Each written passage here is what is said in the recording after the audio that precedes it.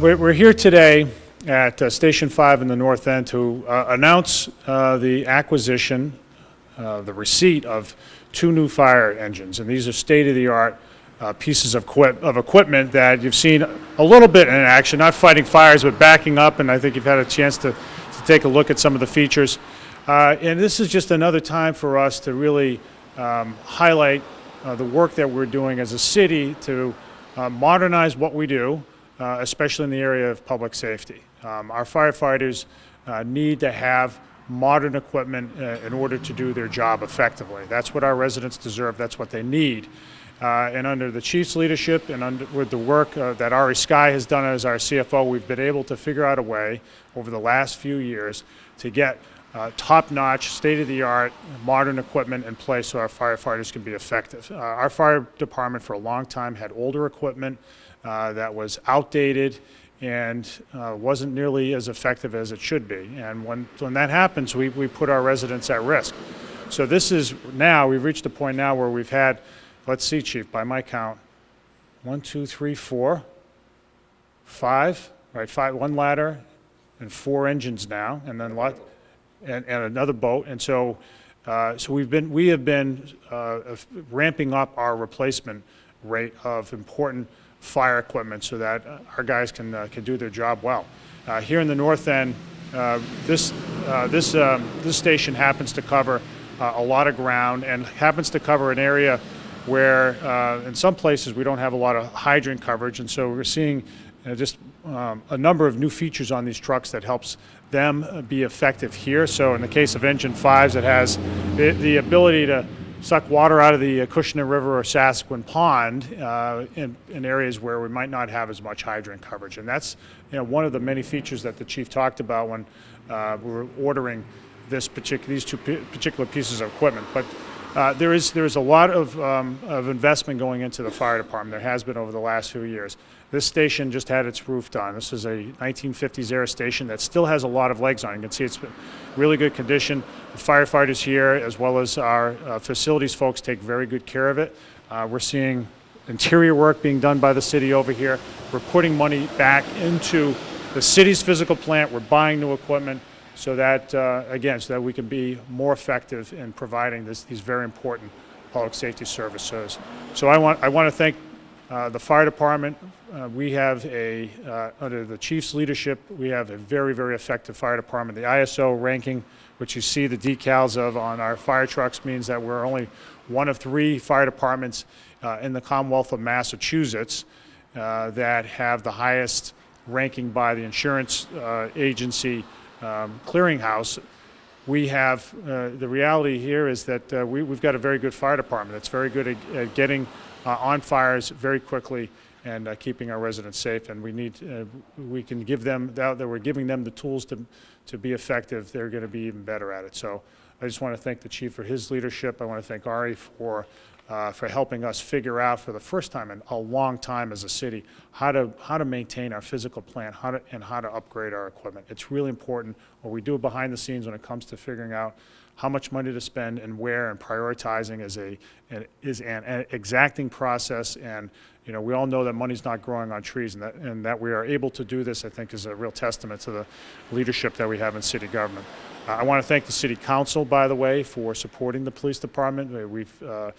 The bonds that have been issued to support the payment for these engines, they're each about at $600,000, was instrumental in making today happen. So I really want to salute their support. And with all that, let me introduce Chief Mike Gomes, who can tell us a little bit about the engines, and maybe, Chief, just highlight the fact that some of the some of the features of these engines were made possible by the input of you and the department so that you can be more effective. These aren't cookie cutter machines. They are machines that have been whose design has evolved over the years, and in particular these 2 benefited from the input of the chief and our department in ways that will allow us to be more effective. Chief. Thank you, Mr. Mayor. And again, I'd like to take the opportunity to thank the administration for supporting the fire department in these purchases of these large capital projects as we go forward. Again, this is the 5th or half of our fleet has been replaced since the first order was placed in 2013. So I want to thank the mayor. I want to thank the city council and the taxpayers that are the ones who are footing the bill on a daily basis in order to provide us these assets in order to better protect them going forward. We're up here at station number 5. Engine 5 here, which has a history that goes back to 1826, it originally was located on Hillman Street in New Bedford. In the modern era, this is the first new engine that's come up here to the far north end. This station was built in 1952, in the 52 range, and it's probably the first new engine that's ever been up here. And I know the crew is pretty appreciative of that. They've usually gotten the hand-me-downs from other companies that once they got a new piece of apparatus, theirs was handed down. And I don't think that's a good policy, and that if it's not good enough for Frontline, for one of our busiest companies in the downtown, it's not good enough for the crews up here and the citizens in the far north end. So we're happy to have replaced it. We're also replacing engine company number 9 behind us. The original engine 9 was Hancock number 9. That was placed in service in 1860. So there's a lot of history in these 2 fire companies that we replaced here today. And I want to reach out and say thank you also to Mr. Sky, in that when one of our first interactions when he came to the city of New Bedford, is I gave him a capital plan that we had put together to replace all the fire apparatus in the department over a 25-year period, and we are following that plan, and the fruits of those labors you can see with us here today.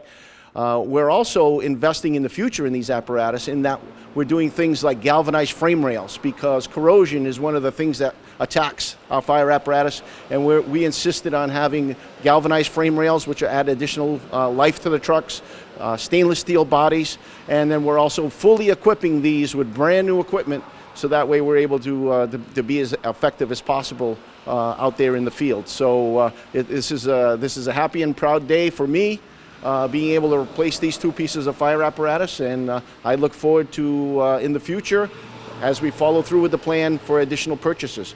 We are using every opportunity that we can to support the community, using grant opportunities. We recently were awarded a grant just of $86,000 to replace the jaws of life on our ladder companies. And so again, we're able to leverage those grant opportunities in order to provide the greatest level of protection to the community that we can. Thanks, Chief. Thank you very much. The Chief has been a huge advocate for the department and has been on top of these capital needs for a long time. With Ari's arrival in the city, those plans have become real, which is a really testament to the way they work together, as well as the commitment that we have to managing city finances skillfully and effectively and transparently. People deserve to have their very core services perform well and to be done in a way that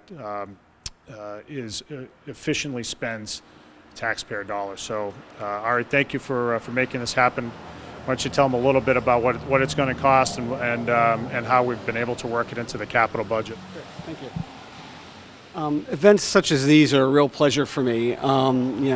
Jobs such as mine spend a lot of time at my desk crunching spreadsheets and just trying to make numbers work. And to see product and kind of the fruit of that effort is really very gratifying. These are the 4th and 5th apparatus that we've replaced since 2013. When I first came here, there was a significant crisis in the department regarding the status of the apparatus and their usability. Units going out of service, very old. The average age was around 15 years, I believe, at the time of the fleet.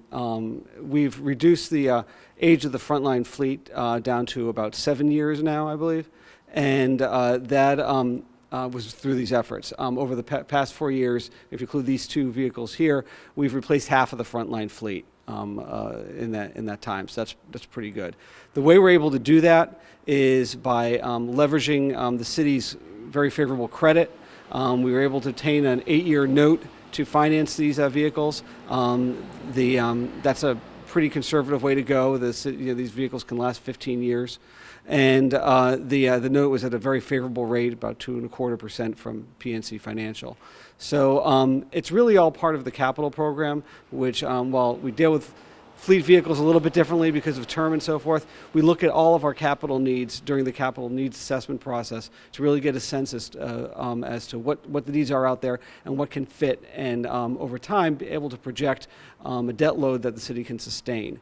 And really that's the key, is to make this sustainable. Sustainability really has a couple of meanings. Sustainability can mean maintaining a condition of fleet that actually can operate and function, and also means working that within a debt plan that is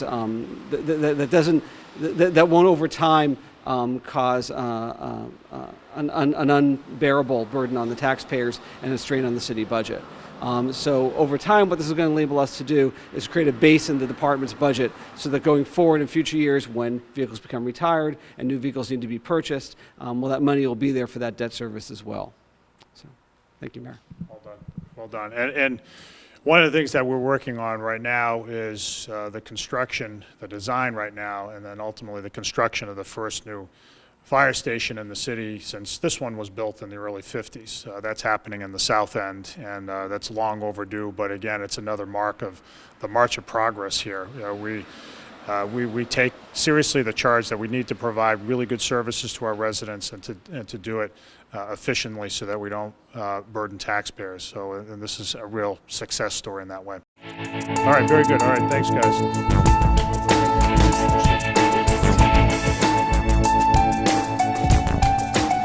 I'm going to go over some of the features of the vehicle.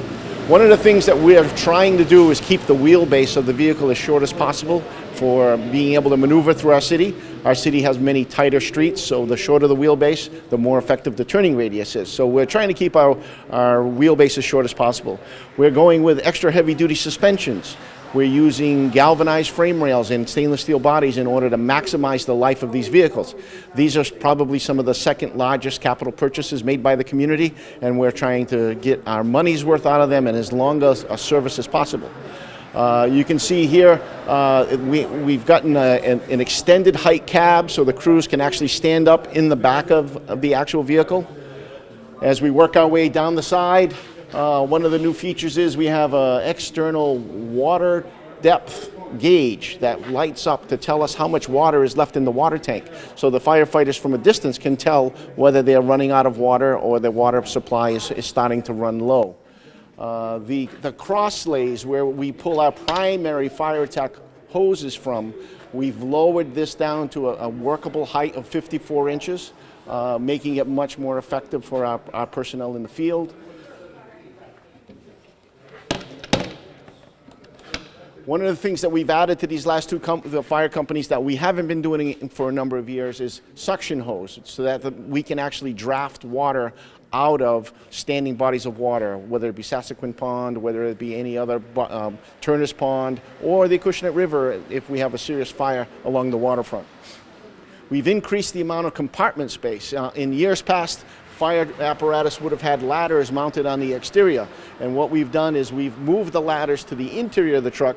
This provides us 30% more storage compartment space, and because our mission sets continue to grow, the tools that we carry on a daily basis continue to grow, it gives us additional room going forward. So some of the features that we've added to the rear of the truck, we have what's called a Blitz fire attack nozzle. It's a 2.5-inch nozzle that will flow approximately 350 gallons of water. This is pre-connected to the pump itself, so we can rapidly deploy it. We've moved the 4-inch discharge to the rear of the truck. This is where our 4-inch supply hose is. It makes it closer, a much more effective position as far as that's concerned. We've added backup cameras to the back of the apparatus so that when backing into tight spaces and whatnot, the driver actually has a much better view as far as that's concerned. In the rear here is the ladder compartment, and like I said, in the years past they would have been stored on the exterior of the truck. We actually are storing them on the interior, which protects them from the weather, from snow, rain, and weather, and it's also at a much more workable height for firefighters to remove from the truck.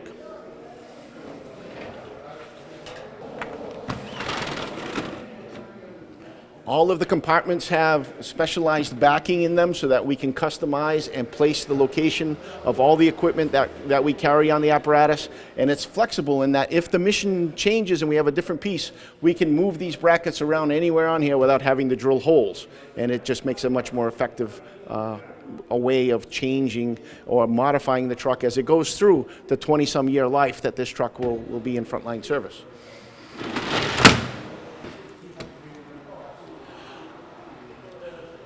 On the interior of the truck, you can see that, again, it has a raised roof, which allows the firefighters to be able to move much more effectively from a seated position and be able to get out of the truck. We also have, as our mission has grown in the medical field, we've added a medical compartment where we can store all of our medical supplies and equipment and have it all in one place, and it also can be secured if necessary with a lock and key.